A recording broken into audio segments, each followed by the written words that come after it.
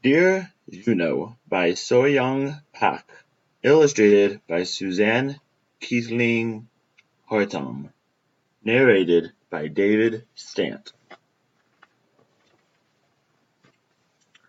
Juno watched as the red and white blinking lights soared across the night sky like shooting stars, and waited as they disappeared into faraway places.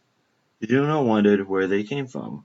He wondered where they were going, and he wondered if any of the planes came from a little town near Selo, where his grandmother lived, and where she ate crimsons every evening before bed.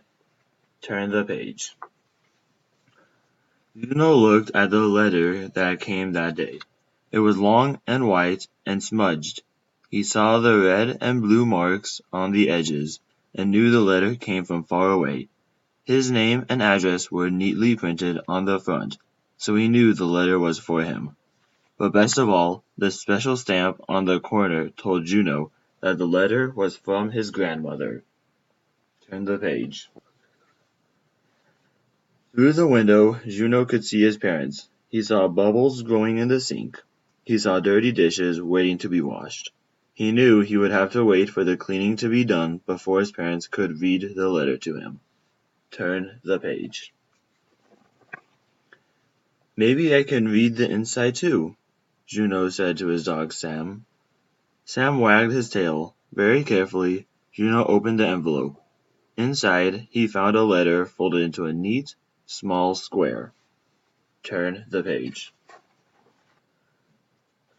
He unfolded it. Tucked inside were a picture and a dried flower. Juno looked at the letter and words he couldn't understand. He pulled out the photograph. It was a picture of his grandmother holding a cat. He pulled out a red and yellow flower. It felt light and gentle like a dried leaf. Juno smiled. Come on, Sam, he said. Let's find Mom and Dad.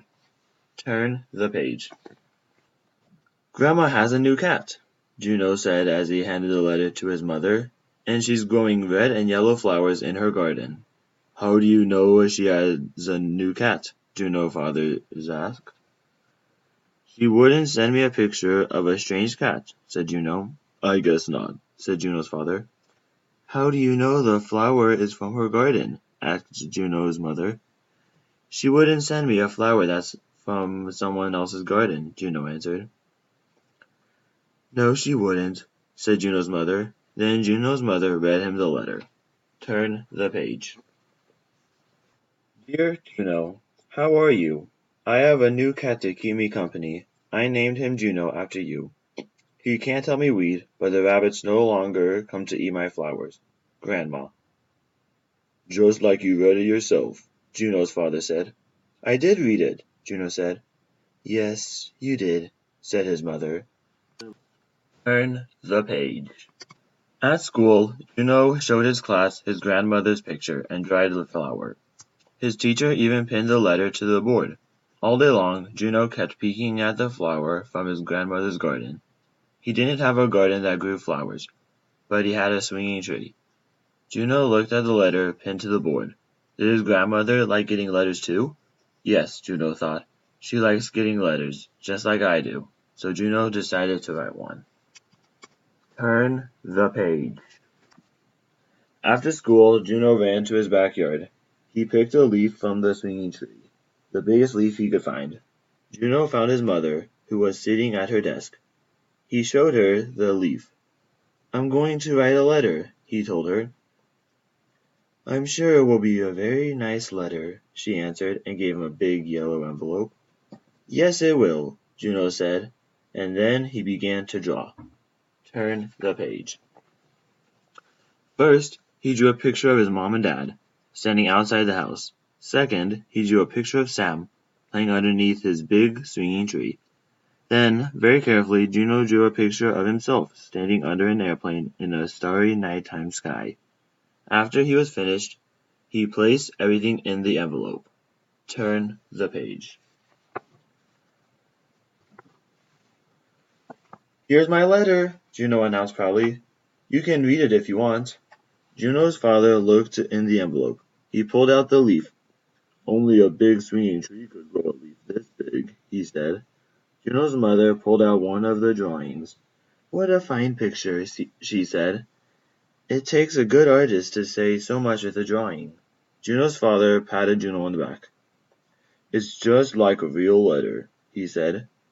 It is a real letter, Juno said. It certainly is, said his mother. Then they mailed the envelope and waited. Turn the page. Turn the page. One day a big envelope came. It was from Juno's grandmother. This time Juno didn't wait at all. He opened the envelope right away. Inside, Juno found a box of colored pencils. He knew she wanted another letter. Next, he pulled out a picture of his grandmother. He noticed she was sitting with a cat and two kittens. He thought for a moment and laughed. Now his grandmother would have to find a new name for her cat. In Korea, Juno was a boy's name, not a girl's. Then he pulled out a small toy plane. Juno smiled. His grandmother was coming to visit. Turn the page. Maybe she'll bring her cat when she comes to visit, Juno said to Sam as he climbed into bed. Maybe you two will be friends. Soon Juno was fast asleep, and when he dreamed that night, he dreamed about a faraway place, a village just outside Salo, where his grandmother, whose gray hair sat on top of her head like a powdered donut, was sipping her morning tea. The cool air feels crisp against her cheek, crisp enough to crackle. He dreams, like the golden leaves which cover the crimson garden. The end.